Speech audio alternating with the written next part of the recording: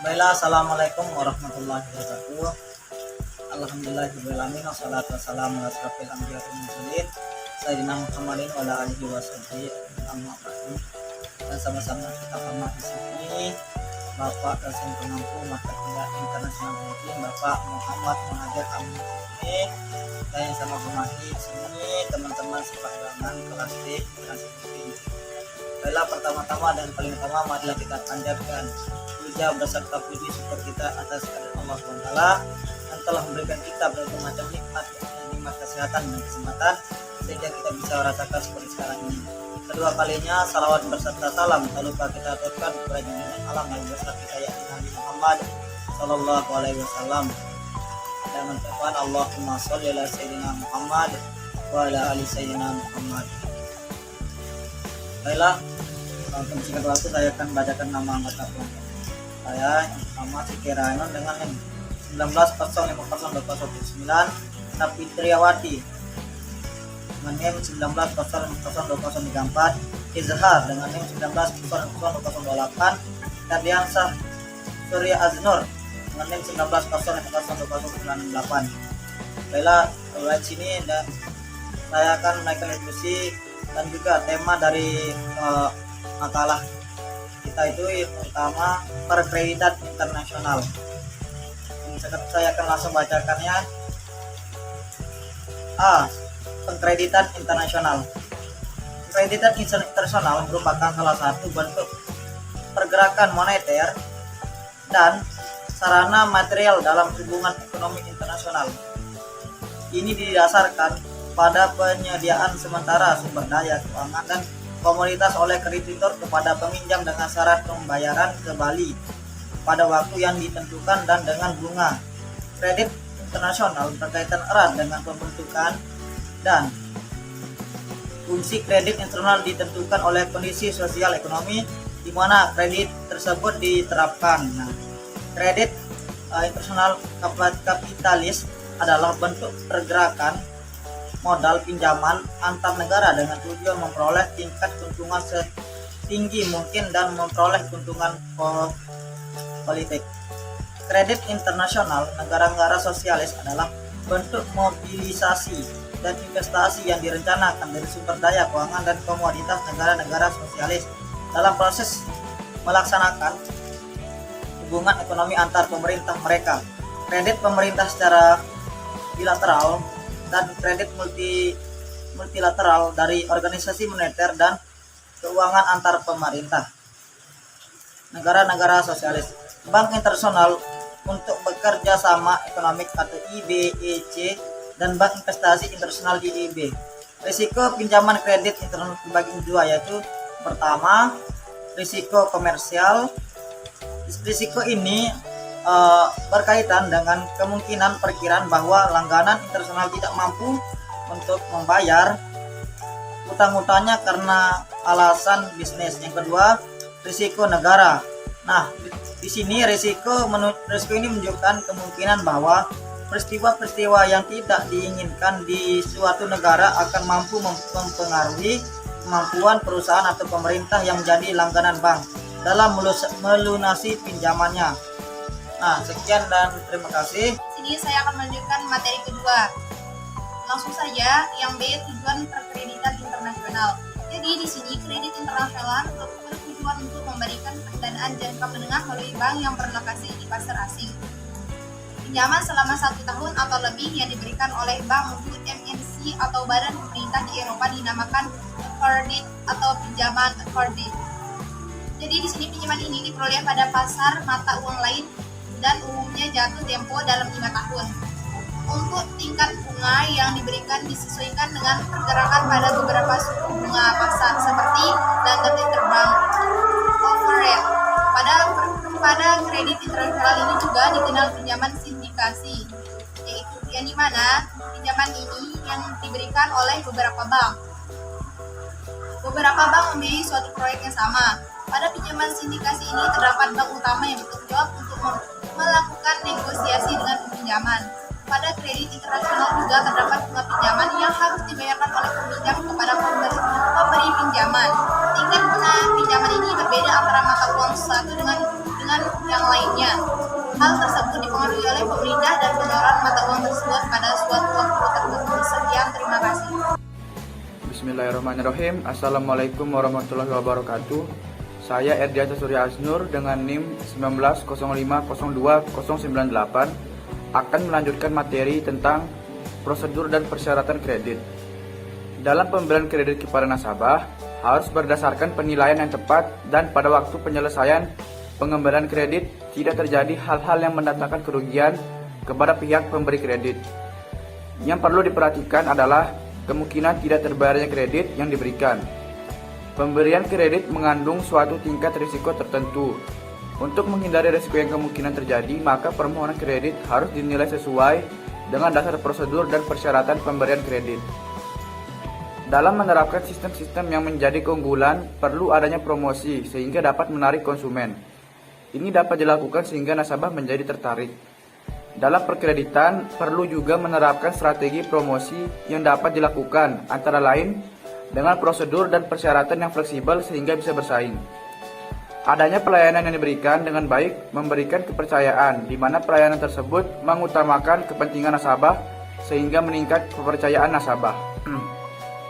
Secara umum akan dijelaskan prosedur pemberian kredit oleh Badan Hukum sebagai berikut. Yang pertama, pengajuan berkas-berkas. Pengajuan berkas kredit hendaknya berisi antara lain sebagai berikut. 1. Latar belakang seperti riwayat hidup perusahaan, jenis bidang usaha, identitas perusahaan, nama pengurus perusahaan, perkembangan perusahaan, serta relasinya dengan pihak-pihak pemerintah maupun swasta. Kedua, maksud dan tujuan. Apakah memperbesar omset perusahaan atau meningkatkan kapasitas produksi atau mendirikan pabrik baru. Ketiga, besarnya kredit dan jangka waktu. Dalam hal ini, nasabah menentukan besarnya jumlah kredit yang ingin diperoleh dan jangka waktu kreditnya. Keempat, cara memohon mengembalikan kredit. Menjelaskan secara rinci cara-cara nasabah dalam mengembalikan kreditnya, apakah dari hasil penjualan ataupun cara lain. Terakhir, ada jaminan kredit. Selanjutnya, proposal ini dilampirkan dengan berkas-berkas yang telah dipersyaratkan seperti akte notaris, tanda daftar perusahaan, NPWP, neraca laba rugi 3 tahun terakhir, bukti diri dari pimpinan perusahaan, dan fotokopi sertifikat jaminan. Kemudian prosedur pemberian kredit yang kedua yaitu penyelidikan berkas pinjaman. Tujuannya adalah untuk mengetahui apakah berkas yang diajukan sudah lengkap sesuai persyaratan dan sudah benar. Kemudian ada proses wawancara on the spot, wawancara tahap kedua, keputusan kredit, penandatanganan akad kredit, realisasi kredit, dan yang terakhir penyaluran atau penarikan dana. Sekian. Jadi faktor penyebab kredit bermasalah itu ada dua kemungkinan. Yang pertama, faktor dari perusahaan. Jadi penyebab kredit bermasalah karena adanya kelemahan ataupun kesalahan dari perusahaan itu sendiri, seperti misalnya kelemahan dalam menganalisis kredit, kelemahan dalam dokumen kredit, kelemahan dalam supervise kredit, kelemahan kebijakan kredit, kelemahan dalam bidang agunan, kesalahan sumber daya manusia, ataupun kelemahan dalam teknologi. Jadi itu kesalahan internal perusahaan. Terus faktor penyebab yang kedua yaitu karena memang kesalahan dari nasabah atau faktor dari nasabah. Jadi penyebab kredit itu bermasalah bukan berasal dari internal perusahaan saja, akan tapi juga bisa berasal dari nasabah itu sendiri, seperti karakter nasabah, kemampuan nasabah, musibah yang dialami nasabah, kecerobohan nasabah, dan juga kelemahan manajemen nasabah.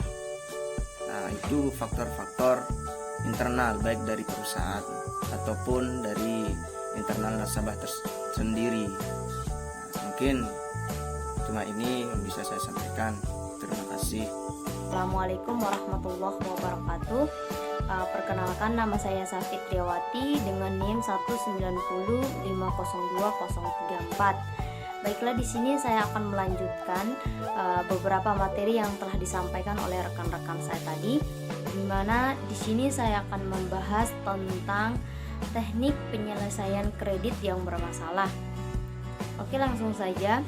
Dalam hal kredit macet, pihak bank perlu melakukan penyelamatan sehingga tidak akan menimbulkan kerugian di masa yang akan datang. Penyelesaian yang dilakukan adalah dengan memberikan keringanan berupa jangka waktu, angsuran bagi kredit yang terkena musibah, dan atau melakukan penyitaan bagi kredit yang sengaja lalai dalam melakukan pembayaran. Terus ada beberapa cara untuk melakukan penyelamatan terhadap kredit macet tersebut. Yang pertama itu tentang rescheduling. Rescheduling ini ada dua bagian. Yang pertama memperpanjang jangka waktu kredit. Terus yang kedua itu memperpanjang jangka waktu angsuran. Oke, saya akan membahas tentang memperpanjang waktu kredit. Dalam hal ini, si debitur akan diberikan keringanan dalam masalah jangka waktu kredit. Misalnya diberikan perpanjangan jangka waktu dari 6 bulan menjadi 1 tahun, sehingga si debitur ini mempunyai waktu yang lebih lama lagi untuk melakukan pengembalian apa yang menjadi hutangnya tersebut. Terus yang selanjutnya atau yang kedua itu memperpanjang jangka waktu angsuran. Maksudnya di sini ialah dalam memperpanjang jangka waktu angsuran ini sama dengan jangka waktu kredit tersebut. Jadi halnya itu sama. Namun jangka waktu angsuran ini kreditnya itu diperpanjang pembayarannya, misalkan dari selama membayar 36 kali itu akan ditambah menjadi atau akan diubah menjadi 40 kali pembayaran. Jadi ada penambahan waktu pembayaran dari jangka waktu angsuran ini, sehingga akan membuat pun menjadi lebih mengecil lagi seiring dengan penambahan jumlah angsuran yang diberikan. Terus yang kedua itu tentang reconditioning. Reconditioning ini ada 4 bagian. Yang pertama itu tentang kapitalisasi bunga. Maksudnya di sini ialah bunga yang dijadikan sebagai hutang pokok. Terus yang selanjutnya itu penundaan pembayaran bunga sampai waktu tertentu. Ya, maksudnya di sini ialah hanya bunga yang dapat ditunda pembayarannya. Jadi pinjamannya itu tetap harus dibayarkan seperti biasanya. Terus yang selanjutnya tentang penundaan suku bunga. Maksudnya di sini agar supaya peningkatan dari beban nasabah mulai berkurang atau pembebasan bagi seorang nasabah atau pengurangan beban dari seorang nasabah. Terus yang selanjutnya yaitu tentang pembebasan bunga. Pembebasan bunga ini diberikan kepada nasabah dengan pertimbangan agar supaya nasabah itu sudah mampu lagi membayar kredit tersebut. Terus yang ketiga tentang restructuring. Restructuring ini ada 4 bagian. Yang pertama itu dengan menambah jumlah kredit, yang kedua dengan menambah equity, yang ketiga dengan menyetor uang tunai, dan yang keempat tambahan dari pemilik. Terus yang keempat kombinasi. Kombinasi di sini maksudnya itu dari ketiga jenis, kombinasi dari ketiga jenis yang saya sudah jelaskan tadi. Yang terakhir tentang penyitaan jaminan. Penyitaan jaminan ini merupakan jalan terakhir apabila nasabah nih sudah benar-benar tidak tidak punya etiket etiket yang baik, atau sudah tidak mampu lagi untuk melakukan pembayaran semua utang-utangnya. Oke, sekian materi yang dapat saya sampaikan. Lebih dan kurangnya saya mohon maaf. Billahi fastabiqul khairat. Wassalamualaikum warahmatullahi wabarakatuh.